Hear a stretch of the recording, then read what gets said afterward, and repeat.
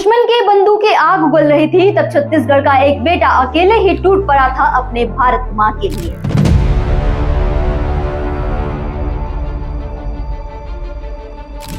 छत्तीसगढ़ के भिलाई से एक ऐसा जवान था जिसने 5100 मीटर की ऊंचाई पर दुश्मनों के दांत खट्टे कर दिए थे।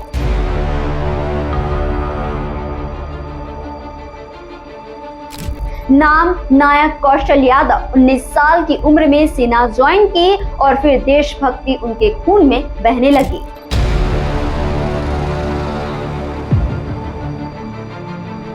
पैराशूट रेजिमेंट में शामिल हुए और फिर 9 पैरा स्पेशल फोर्स में पहुंचे, यानी वो यूनिट जहां जाना मतलब सीधे मौत से आंख मिलाना। साल था 1999, जगह कारगिल का द्रास सेंटर। पाकिस्तानी सैनिकों ने चुपचाप हमारे पहाड़ों पर कब्जा कर लिया था।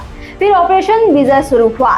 नायक कौशल यादव को एक खतरनाक मिशन दिया गया, जुल्लू टॉप को दुश्मनों से छीन लाना। चोटी की ऊंचाई 5100 मीटर, तापमान -15 डिग्री। रास्ता नहीं था, सिर्फ खड़ी चट्टाने और हर जगह दुश्मन की बारूदी सुरंगें। लेकिन नायक कौशल डरे नहीं, उन्होंने अपनी टीम को उस चोटी तक पहुंचाया, अपने हाथों से रास्ता बनाया। जब ऊपर पहुंचे तो देखा कि दुश्मन पूरी ताकत से हमला कर रहा था। फिर क्या, कौशल यादव अकेले ही लपट पड़े, ग्रेनेड फेंके और गोलियां चलाते हुए सीधे दुश्मन की बंकर तक जा पहुंचे। 5 पाकिस्तानी सैनिकों को उन्होंने खुद मार गिराया, लेकिन उसी मुठभेड़ में वो भी गंभीर रूप से घायल हो गए और वीर गति को प्राप्त हुए। उनकी इस बहादुरी के लिए उन्हें मिला वीर चक्र, भारत का तीसरा सबसे बड़ा युद्ध सम्मान।